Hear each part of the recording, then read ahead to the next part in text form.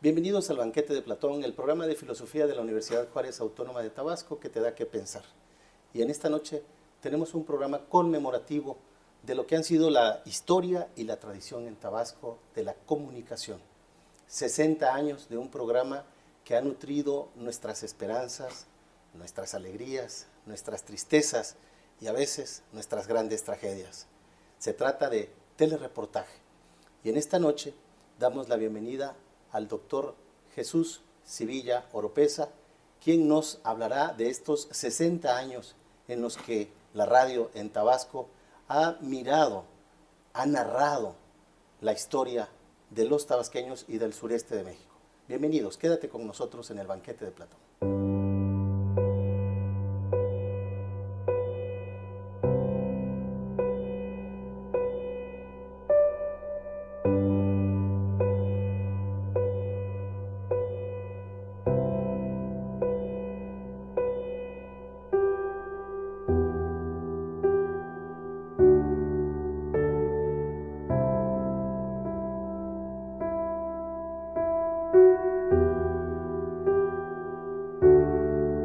Audio preview.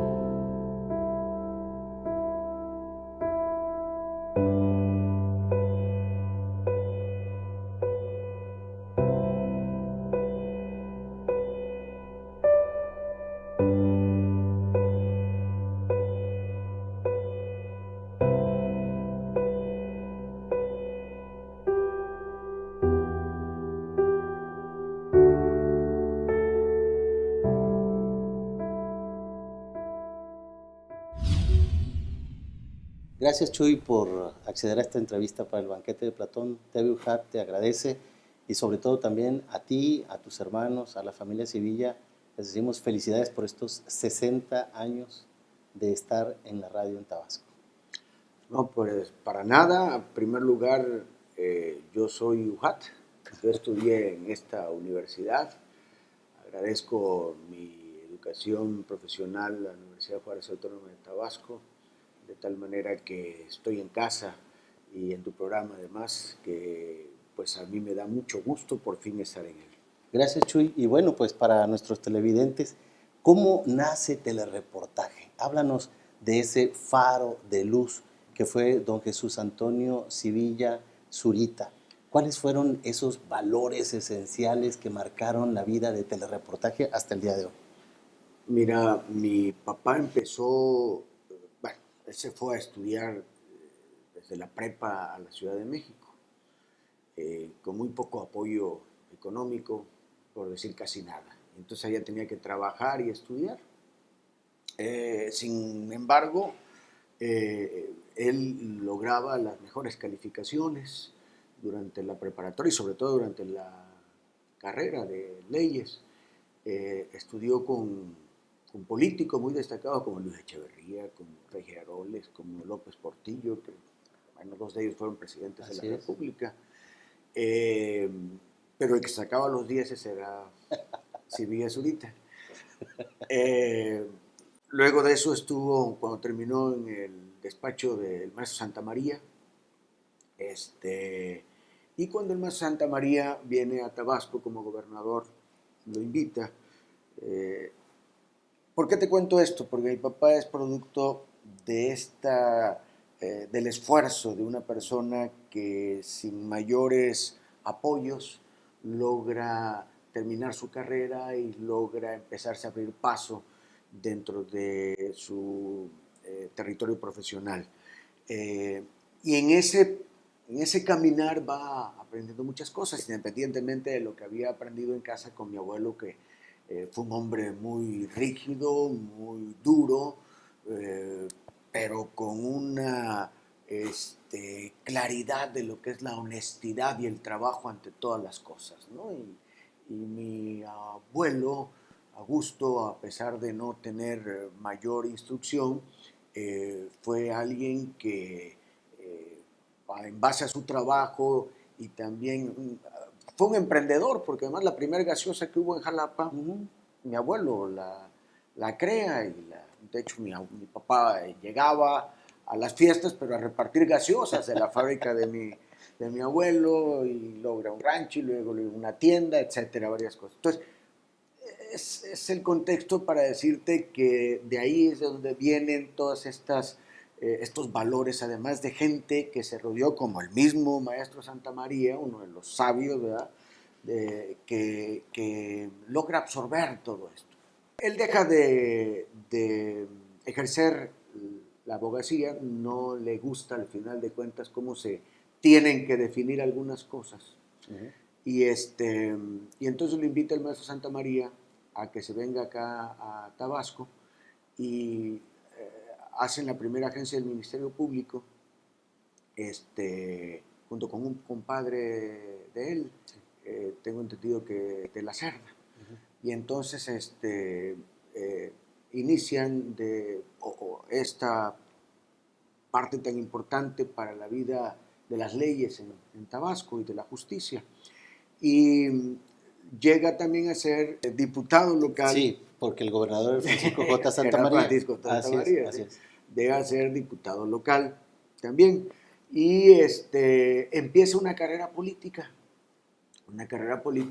que ve truncada cuando está en el equipo de quien fue mi padrino, Agustín Beltrán Bastar, que busca la gobernatura del estado, pero su rival, el que está enfrente de él, es Carlos Amadrazo, el Ciclón del Sureste, que es al final de cuentas quien gana la candidatura al gobierno del estado. Antes el pleito o la competencia por las candidaturas, todo era dentro del revolucionario institucional, no había otra entonces ahí eran las oposiciones y todo. El caso es que no llegan y mi papá se dedica a la radio y empieza a tener diferentes programas hasta que un buen día, afuera de la XBT, que se encontraba allá por Sáenz uh-huh. y Zaragoza, ve de la necesidad de la gente que se daba vuelta cuando iba al hospital o cuando iba a algún lado y no era atendida o no tenía dinero o andaba buscando quien le ayudara, etc. Y empezó a idear aquello de tener y de ser un vínculo de comunicación entre la gente y su familia o entre quien pudiese ayudarle en algún momento. Entonces, de esta manera, empieza a crear este concepto que además lo vincula a las entrevistas y a la información a través del teléfono. Uh-huh. Por eso, telereportaje. De ahí viene el nombre. Sí. No es de televisión. Así es. Es reportajes por teléfono. Es la idea. Y de esta manera empieza a darle forma a esta idea junto con Chucho Nazar, uh-huh. que es quien empieza a trabajar con él. Entonces, de esta forma es que sale en el aire. Antes mi papá había tenido otros programas de radio y que incluso cuando tuvo telereportaje siguió teniéndolos. Llegó un momento en que mi papá tuvo 14 programas de radio a la semana, no simultáneamente, pero sí en toda la semana, teniendo de base telereportaje, Alma Ranchera y Noticias en Flash, que fueron posteriores. Y ¿qué surge con el programa de telereportaje? Dos cosas importantes. Uno, el servicio social ya institucionalizado en un programa. Y dos, la información, o sea, el noticiero de larga duración, porque antes los noticieros eran de 5 minutos, de 10 minutos, de 15 los minutos. Los titulares, básicamente. Era algo así muy, muy breve. Y en telereportaje ya se hace el noticiero de 1 hora, además con el servicio social. Es así más o menos como surge esto.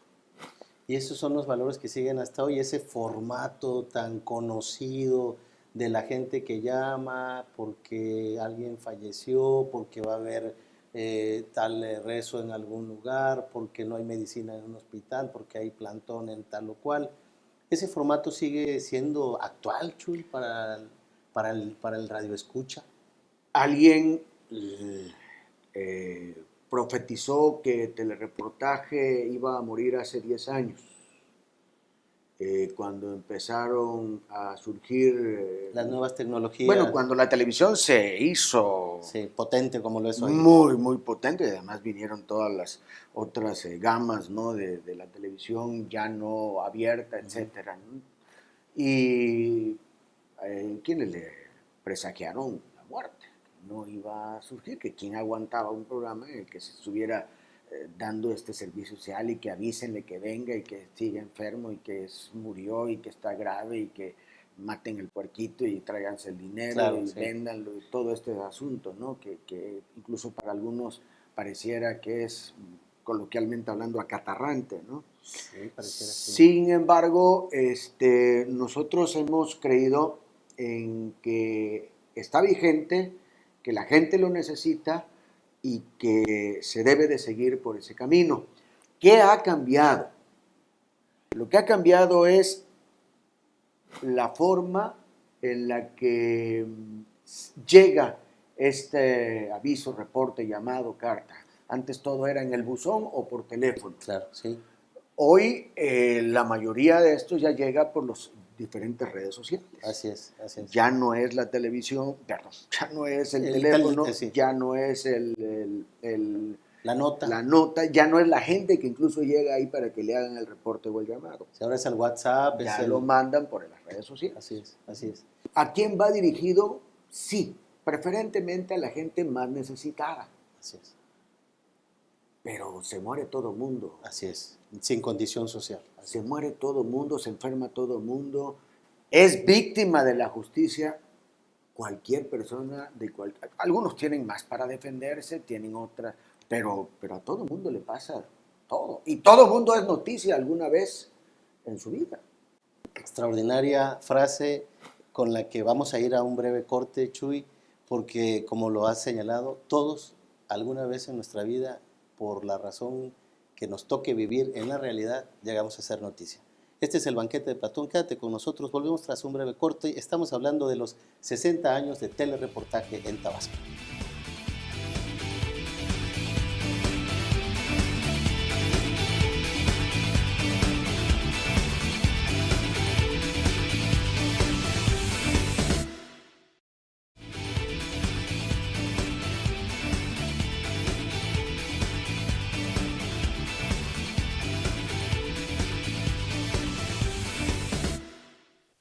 Quédate con nosotros en el Banquete de Platón. Estamos hablando sobre el 60 aniversario de telereportaje en Tabasco. Regresamos. Me da muchísimo gusto estar esta tarde con un personaje muy importante para este país. Me refiero al doctor José Narro Robles, es el rector de la Universidad Nacional Autónoma de México y hoy tengo el privilegio de poder platicar con él. Doctor, bienvenido a Tabasco. Doctor, hoy viene a la entidad por un motivo especial y es que la Universidad Juárez Autónoma de Tabasco le entregará un reconocimiento, el doctorado honoris causa. ¿Qué significa para usted este nombramiento? Manuel, cuando me enteré de la posibilidad y particularmente cuando supe de la determinación del Consejo Universitario, lo digo con absoluta convicción, para mí fue una enorme distinción, un enorme gusto, es una gran honra y también una gran responsabilidad. ¿Recomendaría nuevos impuestos, el endeudamiento para el 2016? Definitivamente no recomendaría endeudamiento. Tabasco es un estado relativamente poco endeudado. La deuda del estado, deuda financiera del estado, es ligeramente superior a los 6,000 millones de pesos. ¿Por eso mismo? Tengo que ponerlo en contexto. La deuda representa el 38% de las participaciones federales. No puedes preguntar, bueno, ¿y esto es mucho o es poco? En promedio de las 32 entidades federativas, la deuda representa el 100%, más del 100% de las participaciones federales. Esto implica que Tabasco es un estado relativamente poco endeudado. Y la recomendación que hemos hecho al señor gobernador y respetuosamente a su equipo de trabajo es que se mantengan por ese camino, y no creemos que la forma de enfrentar lo que puede ser un reto de ingresos el año que entra deba ser por el endeudamiento. Yo creo que Tabasco debe de continuar por el camino de la responsabilidad fiscal, como lo ha venido haciendo en esta administración, y definitivamente no recomendaríamos al Estado contratar deuda. Alfredo, buen amigo. Gracias. Gracias por aceptar la invitación. Vamos a platicar entonces, ¿cómo ves México? Complicado para México. Estamos en una fase delicada. La llegada del presidente Trump nos ha afectado mucho. Creo que no estamos viendo en México, tenemos razón de ser emocionales. Nos ha insultado, impugnado, denostado, etcétera. El muro, el famoso muro, ya estaba construido. Lo inició Clinton. La tercera parte lo hizo Baby Bush, le costó $3,000 millones. Y ahorita está en tela de juicio la construcción de otra parte, que a mi juicio va a ser primordialmente en la parte de Texas. El muro, pues obvio, como tienes un tratado de libre comercio y luego haces un muro, como que no. Luego, Es un manejo político, lo totalmente del muro. para él. Es Es su marketing, base, sí. es mercadotecnia Es pura para Trump. para darle carroña a su base electoral, que así, de ese tamaño, porque sí pega en Estados Unidos. Mira, no estamos viendo, yo acabo de sacar un libro, que por cierto te acabo de Sí, muchas gracias, ya vamos a platicar, del libro. Para mí hay una doble guerra de Estados Unidos. Hay una guerra demográfica y una guerra comercial. La guerra demográfica es muy clara. Estados Unidos tiene una población de 62% de blancos. El 18% son los latinos, que ellos les llaman hispanics, que es un terminajo. Y de los cuales del 18%, el 80% somos los mexicanos, que es una población juvenil, yo diría casi tipo millennial, ¿no? De 30 años en promedio. Y la población de Estados Unidos está envejeciendo, la blanca. Y en los próximos 20 años, el segmento mayoritario de Estados Unidos va a ser el mexicano. Chuy, asumiste el noticiero allá por los años 1989. Parece que fue un año bastante difícil, social y políticamente para Tabasco. La radio fue cerrada incluso, creo que fue uno de esos periodos de los que la historia de Tabasco pues tuvo sus repercusiones aquí, incluso por el ejército. Cuéntanos, ¿cómo viviste tú esta crisis? En el 89 mi papá cae enfermo el primer minuto de 1989 y muere ya el 2 de julio, ¿no? De ese mismo año. A raíz de que cae enfermo va a hacerse muchos chequeos y bueno, prácticamente me voy encargando yo cada vez más. Luego él llega, sigue pasando el programa, pero cada vez con más espacios, hasta que ya no puede seguir más. Me encargo yo definitivamente junto con mi hermano Sergio y hasta que fallece. ¿Qué sucede en ese tiempo? Surge el Frente Democrático Nacional, antecedente del PRD. Así es. Andrés Manuel López Obrador es candidato aquí al gobierno del estado contra Salvador Neme Castillo del PRI, a nivel nacional el ingeniero Cuauhtémoc Cárdenas. Yo veo que es un momento de apertura, era muy difícil la apertura antes de esto. Bueno, fue muy difícil la apertura. Hubieron muchas críticas porque yo traté todo el tiempo de equilibrar la información entre los candidatos tanto a nivel nacional como local. Después de eso, el gobierno de Salvador Neme, en el que hubieron varios conflictos, en los que la actividad de Andrés Manuel López Obrador y el PRD se hizo patente, en el que los enemigos de Salvador Neme dentro de su mismo partido también le metieron fuego a la hoguera, y entonces vino la caída de Chaboneme, como le conocíamos. Y esto después de estas primeras elecciones locales, ¿no? De las presidencias municipales y diputaciones locales. Viene el gobierno de Manuel Gurría como interino, Sí. y viene también la nueva postulación de Andrés Manuel, y enfrente de él Roberto Madrazo. Al final de cuentas gana Madrazo, se descubren las famosas cajas, se hace el famoso éxodo por la democracia, se instala la resistencia en Plaza de Armas, los golpes y todo lo que ustedes saben. Son momentos muy duros, muy difíciles, y es cuando viene la primer toma de telereportaje.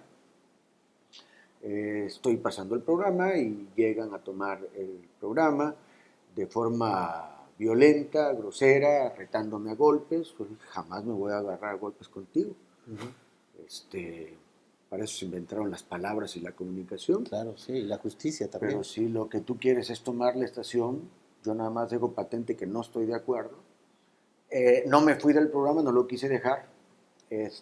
Y pasé ese día el programa. Ellos se quedaron todo el día transmitiendo desde la estación. Curiosamente, muchos de ellos hoy están en el PRD.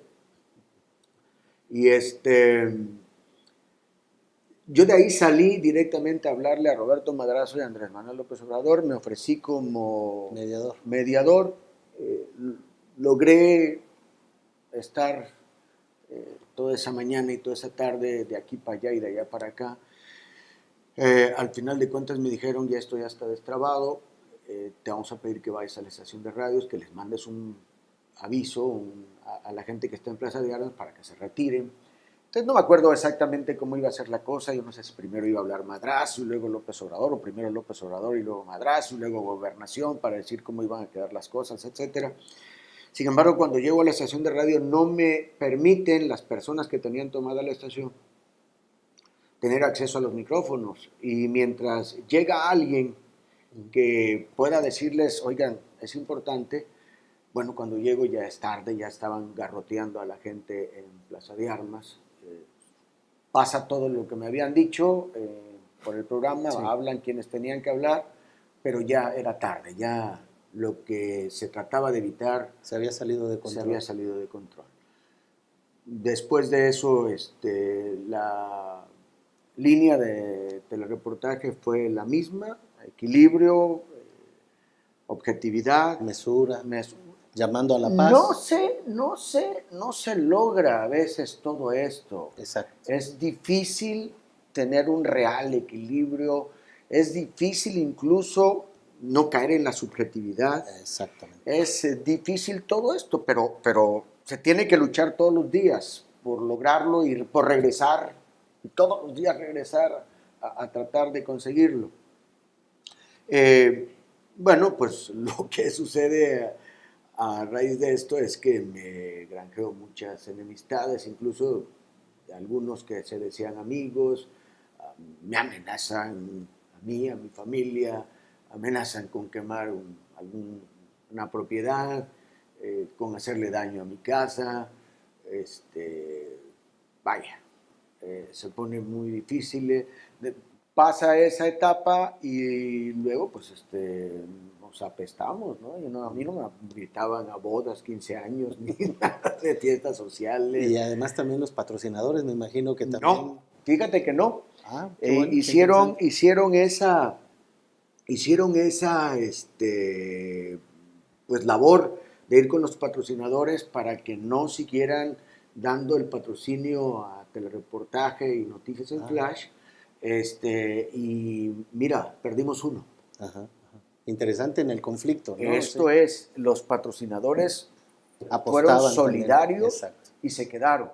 Así es. Se quedaron con nosotros. Es algo que yo siempre he agradecido y reconocido a los patrocinadores de aquel tiempo, que todavía quedan algunos. Así es. Porque pues todo esto va cambiando y evolucionando, ¿no? Pero no, fíjate que se quedaron. Pero fueron momentos muy duros, muy difíciles, de soledad, de poca solidaridad, de sentirte excluido, segregado, excluido, en fin.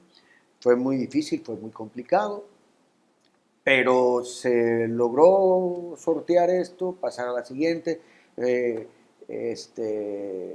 y bueno, se logra poco a poco restituir ¿cómo decir? Esta relación social, válgase la expresión. El famoso tejido social, que no se rompa, que haya más o menos... Digo, los adversarios políticos, como lo vemos todavía hoy, continúan, y esa manera tabasqueña tan apasionada de enfrentarse, que bueno, a veces nos caracteriza Claro. también, necesita de espacios como telereportaje precisamente para que puedan estas ideas ventilarse, ¿no?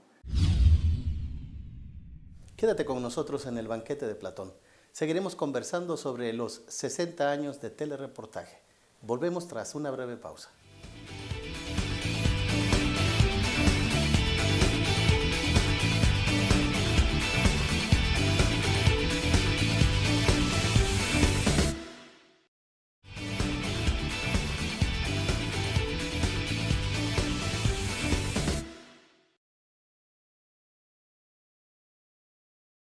Y le cuento que hoy se ajustan estas 20.000 ediciones del periódico del Aire, con sus alegrías, con sus tristezas y a veces con sus grandes tragedias. Alguien escribía a su momento que sean más las alegrías que las tristezas, y le agradecemos. Yo recuerdo que los radioescuchas celebraban cuando vivía al fundador de telereportaje, y en los reconocimientos que le entregaban por las ediciones 2000, 3000, etc., eran por horas, porque era lo que este programa duraba al aire en su edición diaria, esto es de 7 a 8 de la mañana, 1 hora diaria. Con motivo de la edición 2000, el 11 de marzo de 1964, otorgan al creador de telereportaje el reconocimiento como hijo predilecto de Jalapa, cuando gobernaba Tabasco el licenciado Carlos Alberto Madrazo Becerra. Recuerdo muy vagamente que fue todo un evento en el que se dieron vibrantes discursos por parte de don Carlos Madrazo y de Sevilla Zurita, que arrancaron fuertes aplausos y también lágrimas de emoción entre los concurrentes. Chucho Sevilla estaría al frente del programa sin faltar un solo día, sin descansar 25 de diciembre, ni 1 de enero, ni domingos, ni vacaciones, 365 días constantes y sonantes, sin importar inundaciones o enfermedades o problemas familiares, hasta que una enfermedad mayor lo hizo ausentarse unos días, y fue hasta entonces que decidió tomarse unas vacaciones. A mi padre solo lo paró el cáncer en esta labor informativa y de servicio social.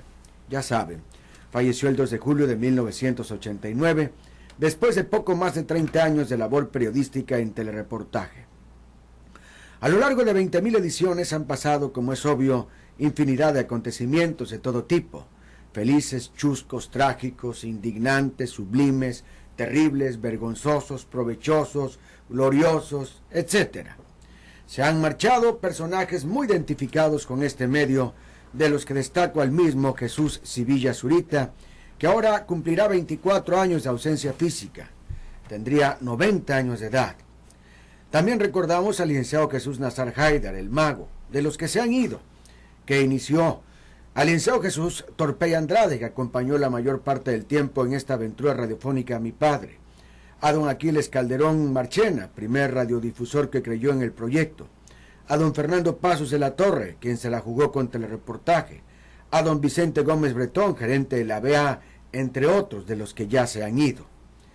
A quienes hemos continuado la obra de quienes iniciaron este esfuerzo informativo y de servicio social, de entrevista e investigación periodística, nos han dicho de todo, desde que somos los mejores, que tenemos oficio, que somos los más objetivos, que actuamos con credibilidad, que somos profesionales, hasta también decirnos enemigos de Tabasco, vendidos, faltos de ética y profesionalismo y muchas otras cosas. El programa ha transcurrido así entre críticas positivas y negativas, entre quienes nos quieren y quienes nos abominan. Ha soportado presiones fortísimas, amenazas, provocaciones e insultos, pero también reconocimientos y algunos aplausos. Lo positivo nos anima e impulsa, nos motiva a seguir adelante y nos compromete cada vez más. Lo negativo nos enseña a ser humildes, a valorar a los que piensan diferente, a distinguir a los que tienen la piel más sensible. Vaya, son nuestros maestros, pues continuamente nos dan cursos de tolerancia, paciencia, empatía, etc. 20.000 ediciones son 20.000 días de levantarse a las 4 de la mañana en un esfuerzo combinado entre los que ya se fueron y los que continuamos. Y es difícil levantarse a las 4 de la mañana. 20.000 ediciones es buscar la información a como dé lugar, pero no a como sea. Es entrar de lleno al trabajo de investigación para descubrir, o por lo menos aproximarnos lo más que podamos a la verdad. Es emplearse a fondo en la entrevista, aunque a veces se pisen callos muy dolorosos. Es ponernos de acuerdo entre nosotros, aun cuando tengamos posturas diferentes de cómo se debe tratar X tema, y vaya que también ha sido difícil. 20.000 ediciones es haber tenido que tratar de alguna manera con 14 gobernadores, tomando en cuenta el actual, y por supuesto a aquellos que estuvieron unos meses o que gobernaron por 3 años, con la coincidencia y disidencias que ello representa, con las presiones y eventualidades naturales de la relación. Con todos los gobernadores ha habido momentos de prudente cercanía y colaboración, y con todos también se han dado momentos álgidos, difíciles, de lejanía y roces fuertes. Hemos encontrado gobernadores fáciles al diálogo y aceptar sugerencias, otros cuadrados, necios, tercos, difíciles de tratar. Unos han fingido amabilidad y atacado con sus amanuenses, y otros han sido duros en su trato directo. Todo esto y más ha sucedido en todos estos años de telereportaje. Y en todo este tiempo, solo un gobernador, que yo sepa, se atrevió a ofrecer dinero a la mano, y no en forma directa, sino a través de un tercero. Dinero que me llevaron en un sobre un día a la casa, sin saber cuál era su contenido real, y que por supuesto devolví al día siguiente. Nunca me enteré de cuánta era la cantidad. Me reservo los nombres de quienes intervinieron por ya haber fallecido tanto el gobernador como los que operaron el asunto. En 20.000 ediciones de telereportaje, no se ha dejado de atender ni por un día el servicio social. No se ha dejado de transmitir una sola edición, ni por enfermedad, ni por fallecimiento, ni por falla de cualquier tipo, o huelga, o paro, o inundación. 2 momentos estuvieron cerca de interrumpir las ediciones del primero con las últimas noticias. Una huelga sindical en la BA, cuando mi padre transmitía desde allí, que se logró superar cuando don Enrique Lodosa albergó telereportaje, mientras se solucionaba el problema en aquella emisora, y otro, cuando las pasadas inundaciones, nuestra planta transmisora se fue al agua, y transmitimos por internet, y con una señal de apenas 800 watts de potencia, pero en la que también nos tendió la mano amiga a las 6:20 de AM, que dirigía el Pelón Pineda. A los dos, al señor Lodosa y al señor Pineda, eternamente agradecidos.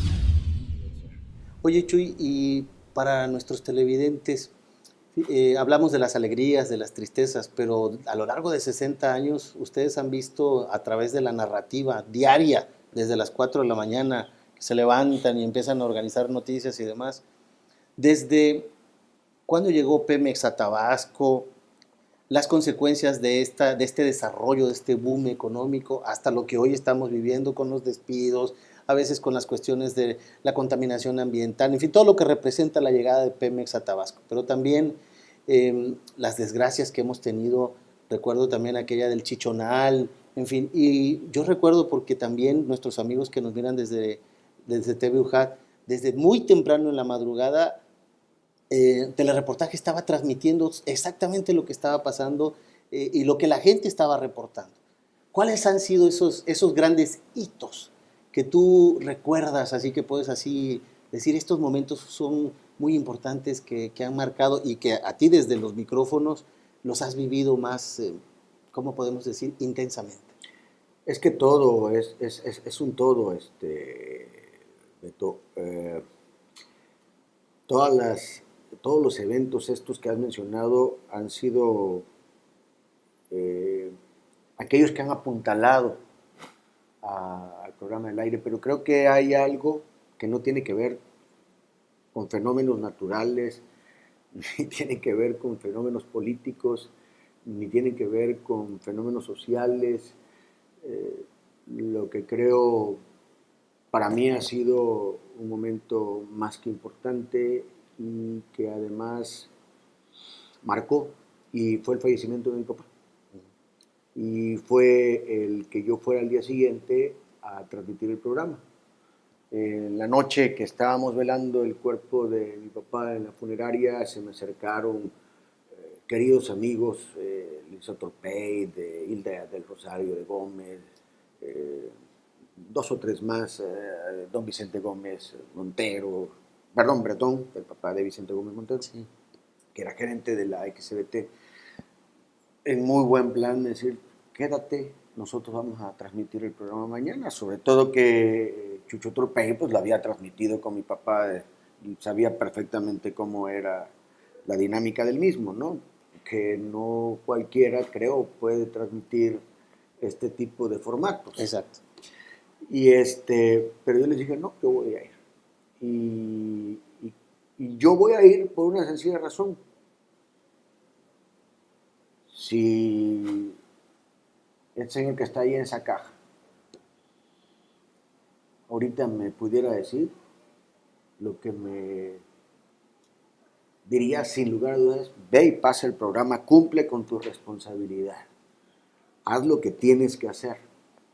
Entonces, eso fue lo que hice. Al día siguiente me costó mucho trabajo porque se me trababan las palabras, se me hacía uno en la garganta, a veces los gemidos, en fin, era a veces lastimoso, pero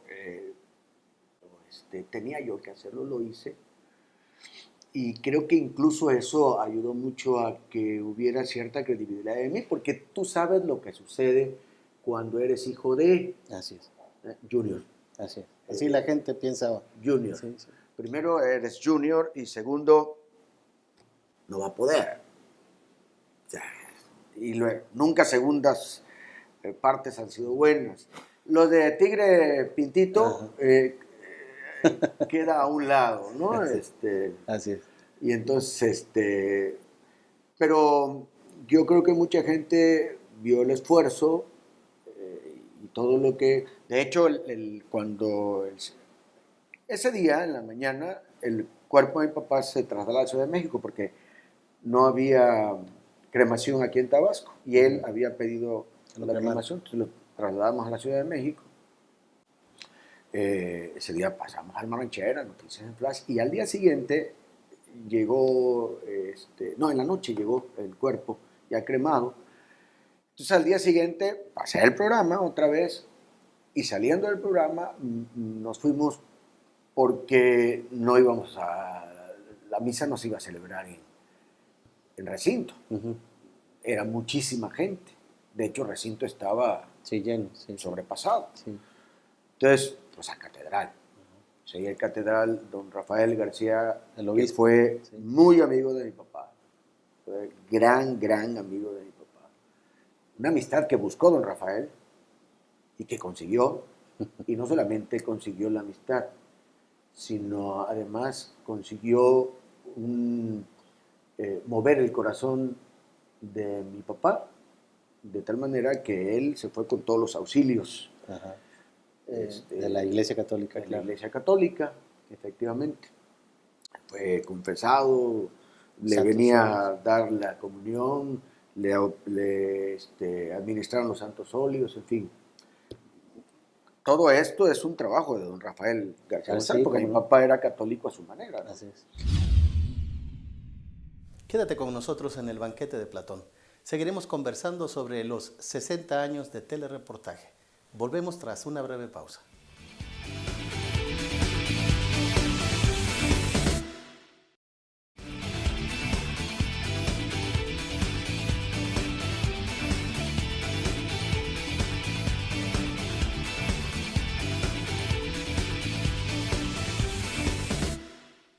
Quédate con nosotros en el banquete de Platón. Estamos hablando sobre el 60 aniversario de telereportaje en Tabasco. Regresamos.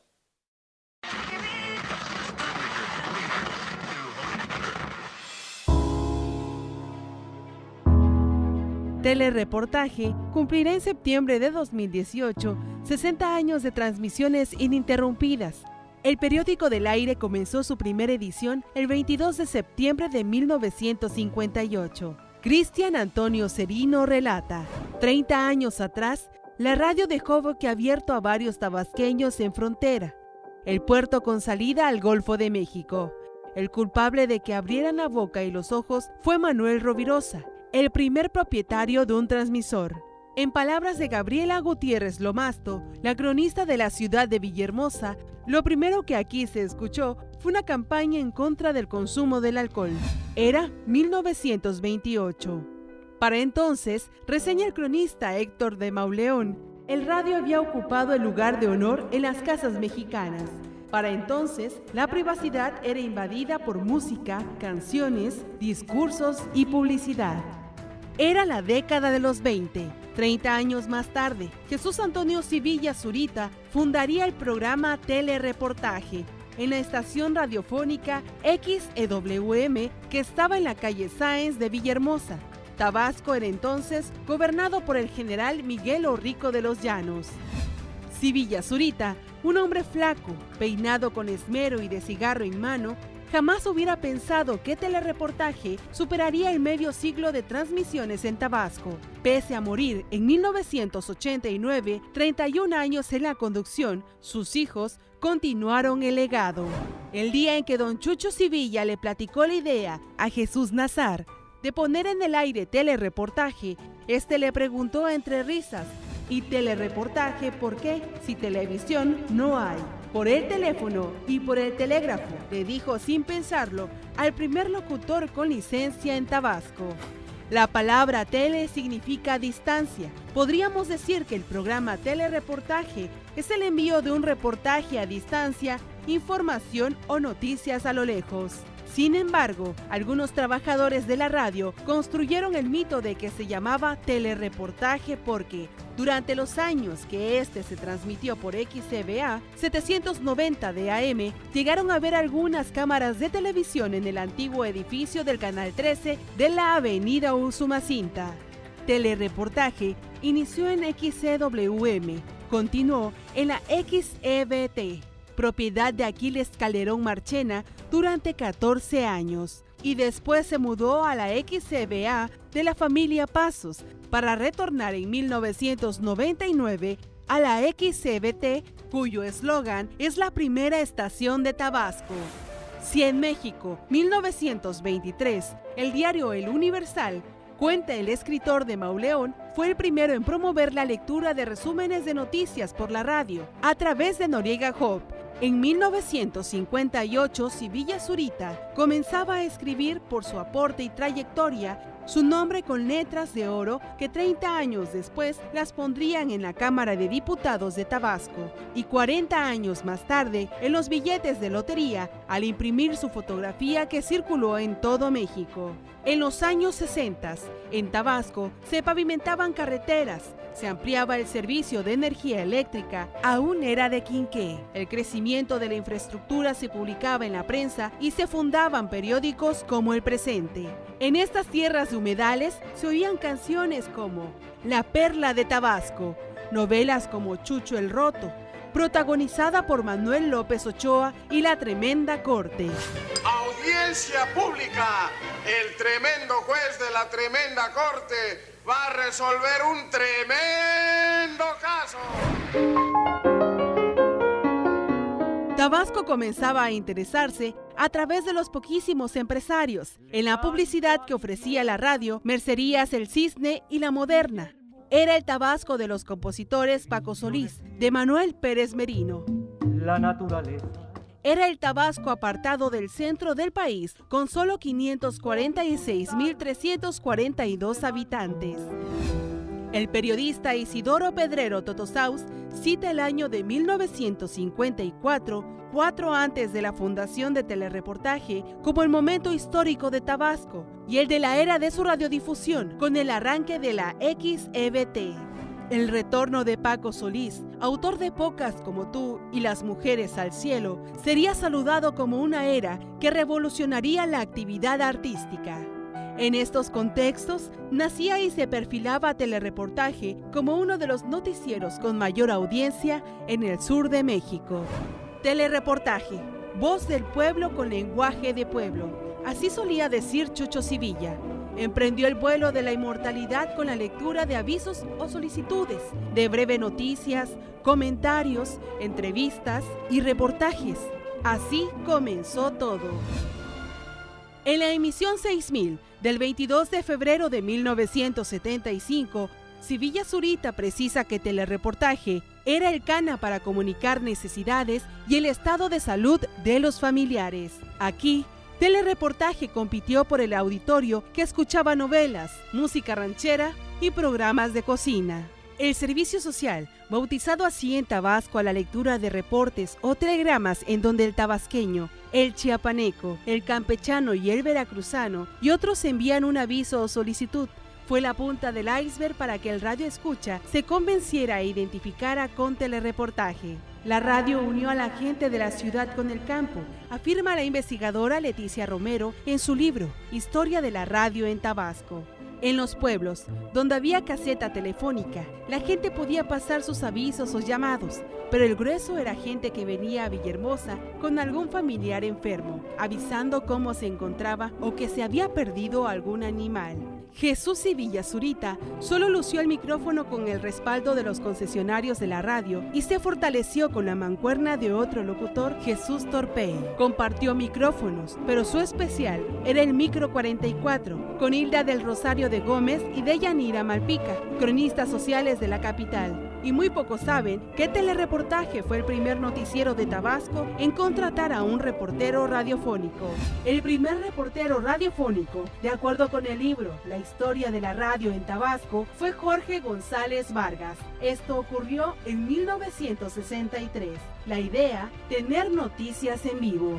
Para que Telereportaje, Alma Ranchera y Noticias en Flash se consolidara, Jesús Sevilla Zurita condujo más de 11.300 programas. Era un hombre disciplinado, entregado, apasionado con la cabina y el 44, el micrófono de su predilección, siempre dispuesto a atender a la gente que llegaba por un consejo, por orientación, dijo Emanuel Sevilla, el hijo menor del licenciado Sevilla. Para el éxito de Telereportaje, el fundador despertaba a las 4 de la mañana, tomaba un chocomilk o un café, lo acompañaba con un pan y nada más. Recordó la señora Leticia Oropesa en una entrevista que le concedió a la investigadora Romero.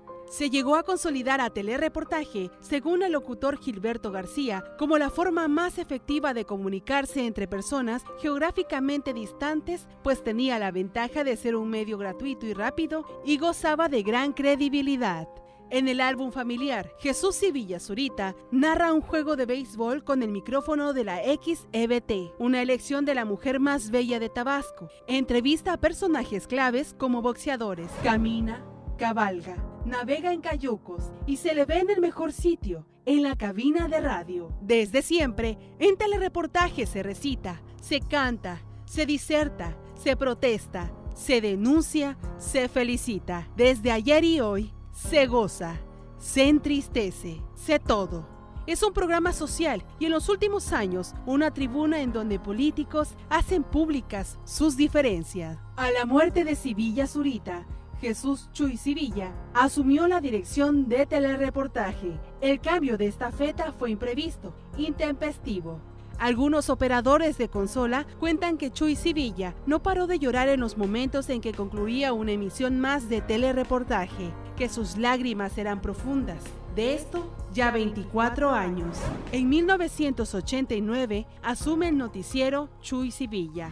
En tanto, ya sin don Chuy Sevilla, Chuy, con un noticiero más sólido y con la presencia de más reporteros, enfrentaría el repudio de políticos y gobernantes. Más de alguno habría de recordar que la estación XCBA, en donde transmitían Telereportaje, estuvo cerrada por simpatizantes políticos, la policía y el ejército. Así es la historia de Telereportaje. Con alegrías, con tristezas, pero también con grandes tragedias, compartiendo las historias de nuestro pueblo porque Telereportaje también es pueblo.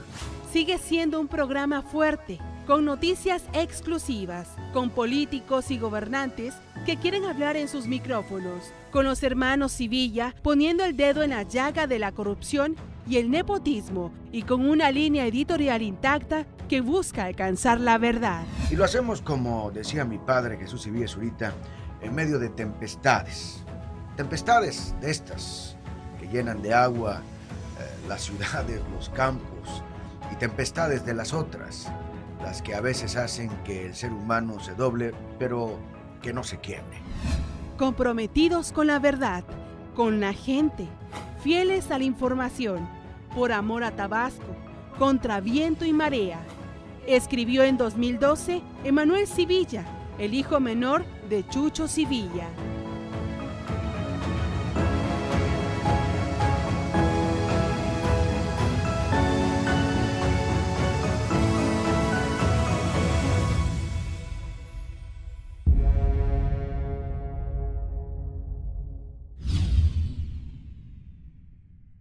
Te invitamos a la segunda parte de este programa especial sobre los 60 años de Telereportaje en Tabasco. El siguiente programa en el Banquete de Platón el próximo miércoles a las 19 horas, el jueves a las 21 y el domingo a las 19. El Banquete de Platón es el programa de filosofía de la Universidad Juárez Autónoma de Tabasco que te da que pensar. Hasta la próxima.